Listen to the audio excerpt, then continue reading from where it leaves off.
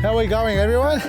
I'm out in the veggie garden today having a look at my little lettuce field here. The sheep in the background, they want to eat some lettuce too. Now, this is the grow tunnel we installed the other day, 2-3 days ago it is, to the seedlings, hello Cara, to the seedlings that we planted here. They were very undersized because they were very small still, and I did it as an experiment to show you that sometimes they can go backwards when you start separating a seedling that's a little bit too small to be taken out of its punnet or pots.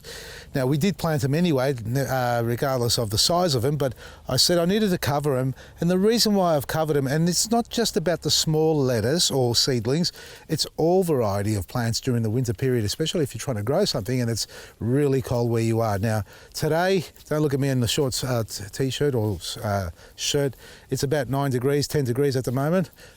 When the sun goes into the clouds, it drops down to about 5. I've been working in a garden, so the body temperature is quite high, but the soil temperature isn't.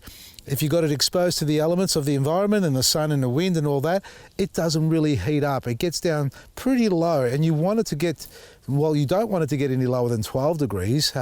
Anything lower than that or even below 10, plants really stagnate in their growth rate. They really slow down. They put on very little growth. It takes obviously a lot longer, and obviously the season goes by before you realise you'll be harvesting everything at the end of winter when everything heats up, and by then it's a little bit too late, and you don't want to eat so many lettuce heads all at once. So grow tunnels, as you can see here, or mini hothouse, you can build one yourself if you like, if you've got the tools and the ability to do that, or you can get yourself a kit like this. They're cheap, they're effective, but the quality's pretty good there, and it'll last year after year, provided you do it properly, like I have here, peg it down and look after it. Now, I did cover my seedlings. I'm going to show you in a second. It's 3 days ago that we planted these, or sorry, we did the grow tunnel over it. We planted about 2 weeks ago, I think, and they weren't really moving. Over there, you'll see the other ones. These are the plugs. They've put on a little bit of growth, and I suppose you could even cover these ones as well, but these, they're stable because they've got a strong root ball on them, and we showed you one of those. We pulled one of those out and seen the root ball. You haven't seen it? Go back and scroll through the previous videos and you'll see me pulling one of those out, and after a day and already roots pushing out. We had the mycorrhizomes connecting to the plant's roots, which connects to the soil, which connects all the fungi and the microbes, and everyone's happy, and there's a big synergy going on. So by covering it, we should see some growth. You ready for it? One of the questions I was asked after demonstrating how to install one of these was, how do you water it?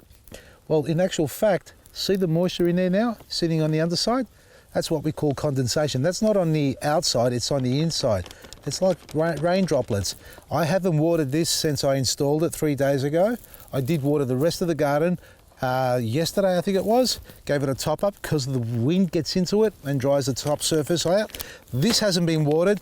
It's created its own little ecosystem where the water evaporates, goes to the top when it heats up during the day, condensates, and then falls back down at night and waters the garden. So self-watering as well.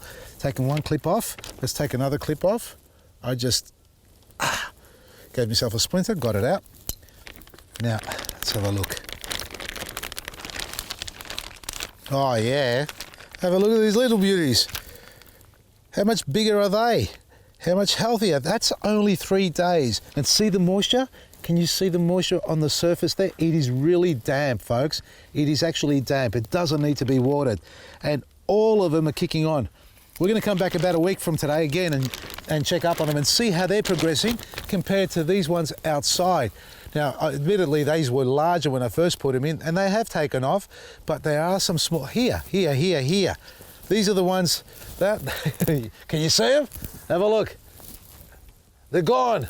There's only one over there, and there's one over here, and one over here. Gone, look at that.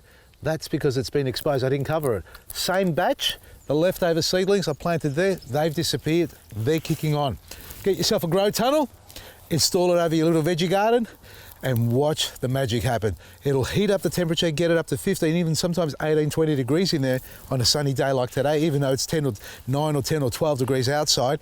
And that's the great way because it heats the soil. So get yourself a grow tunnel, cover your garden beds so you can keep the moisture in, keep the heat up, and watch your plants grow magically twice as fast than the ones that are actually outside. Grow tunnels are available on our website, facilitiesgarden.com. They're discounted so you can get something to your garden. Don't get one, get 4 or 5 and enjoy it around your garden. And your plants will thrive in time for you to enjoy, and then you'll be ready for spring. From me, Vasili, Maresi, that's facilitiesgarden.com.